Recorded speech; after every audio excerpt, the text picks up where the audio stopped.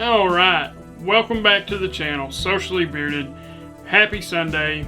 Again, you know what that means. It is shave day. So, a little bit different video today. I'm going to do a comparison shave. I do them here and there, not real often. Today we're going to be comparing Tallow versus Vegan.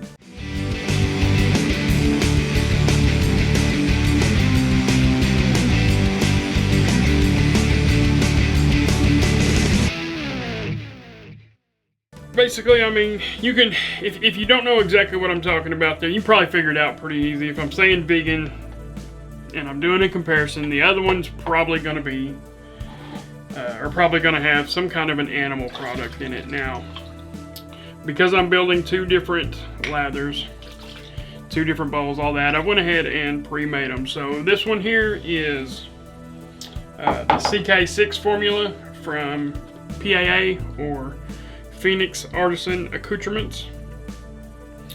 This one is Pisca from Murphy and McNeil.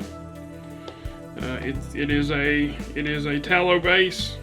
Okay, as I was saying before my battery so rudely went dead, tallow is an animal product, so you know a vegan base is going to have zero animal products in it. Tallow is basically a rendered down fat. I'm actually going to do a video on tallow, so we won't go too far into that today. It can also be something just regular animal fat, emu oil, duck fat, you know, bear tallow, beef tallow, you know, things like that. So in my experience, if the soap maker is good enough at what he is doing, you're hard pressed to tell the difference in a tallow and a non-tallow formula. I mean, you can pick up differences, just kind of how it acts, but as far as the comfort of your shave, you become hard pressed to you know, to really find a super noticeable difference. So we'll just do one side, you know, with a vegan product, and the other side without. So let's jump right into that. So we will do we'll do the right side with the Murphy and McNeil, which is going to be non-vegan. I'm gonna try to get them as even as I can. Obviously, it's not gonna be perfect. There's gonna be a little crossover, and obviously I can't see the back of my head either, so there might be a little mixture right there in the middle, but it will be okay. And then on our left side, we will use the CK6 formula from PAA. Also, I did try to choose what I consider to be the best, or really close to the best of both. So anybody that watches the channel, you know that I am a huge fan of Murphy and McNeil. And because I've never really done like a review or anything on it, what you might not know is I am also a huge fan of PAA. Real easy there. So, you know, like I said, I haven't really done a review, but they are a really great company. Tons and tons of really good scents. So I don't know if you can see anything right off. I can't really tell anything just by looking. Now, building the lather, the vegan formula did seem less dense to the brush. On the head, there's really not a lot I can tell just by putting it onto my head. But now when I am building the lather, I can tell quite a bit of difference in those two bases. Now, also, I know it really seems like I'm just comparing these two bases, and technically that is what I'm doing.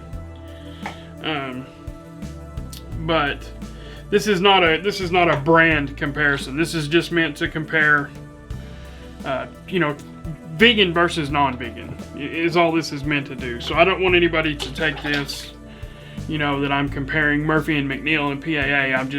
I consider those two some of the absolute best in the vegan and non-vegan categories. So I wanted to kind of try to get them, you know, as evenly matched as possible. So we will get right into it here.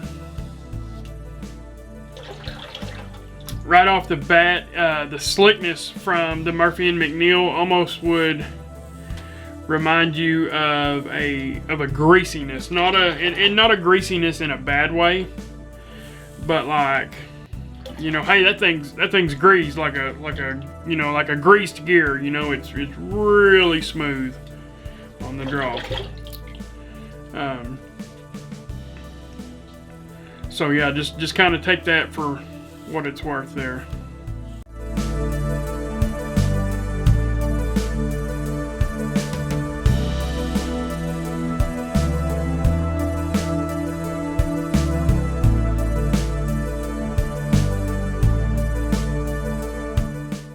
Okay, so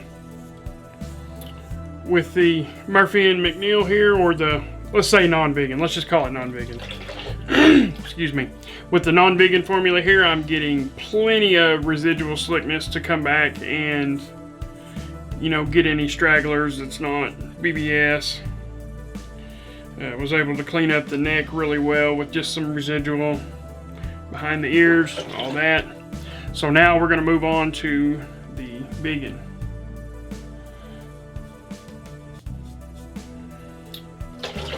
Right off the bat, I don't feel that exact greasiness.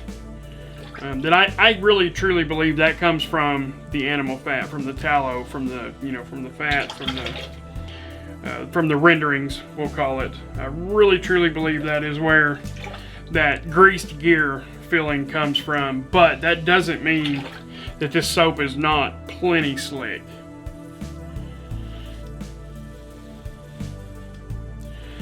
Now, if we're talking drag, I don't really notice any extra drag.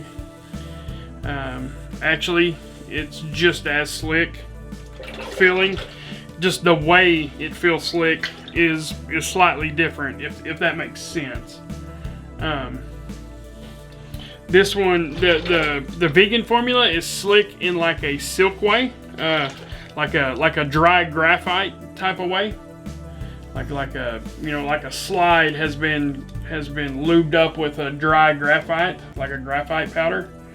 And where the animal product feels like it's been greased up with like a grease gun. You know, that's kind of the difference that I get.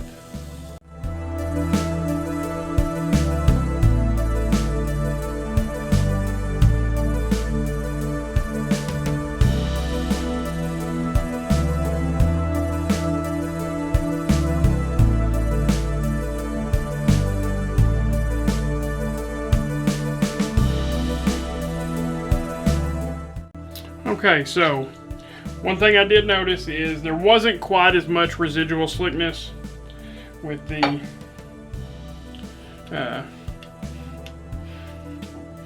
vegan formula as there was with the non-vegan. Now, how big of a deal is that? It's not a big deal at all.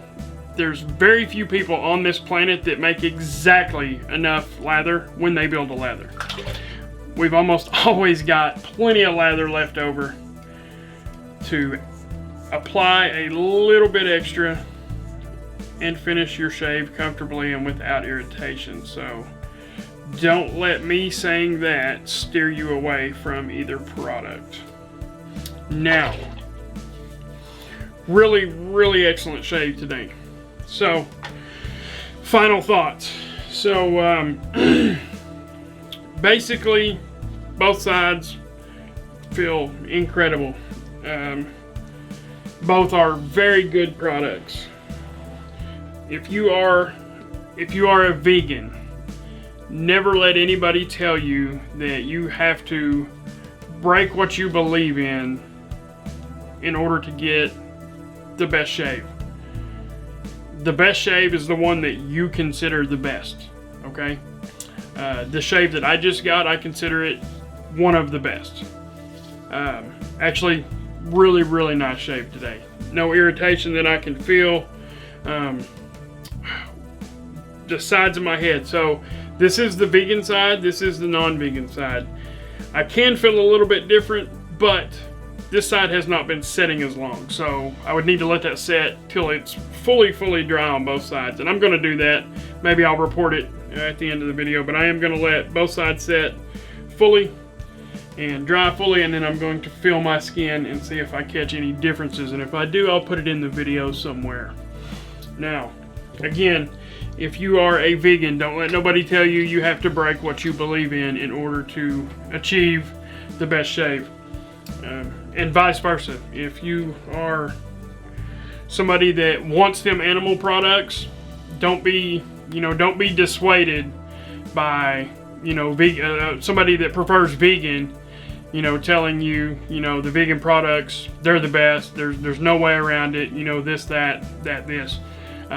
Both products, if made by the right maker, if made properly, if lathered properly, if used properly, can both be the best product, the best shave for you, the best lather for you that you had. So really, guys, it's really up to you.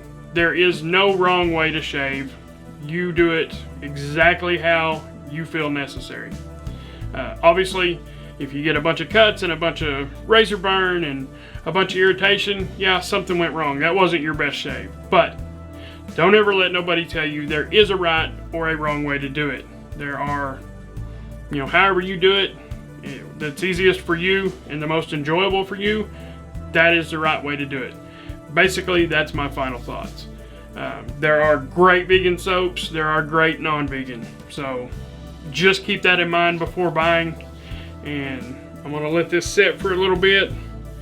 Again, if I notice any differences, I'll report back. If not, this will be the end of the video. So I appreciate everybody for joining, and we will catch you guys on the next one.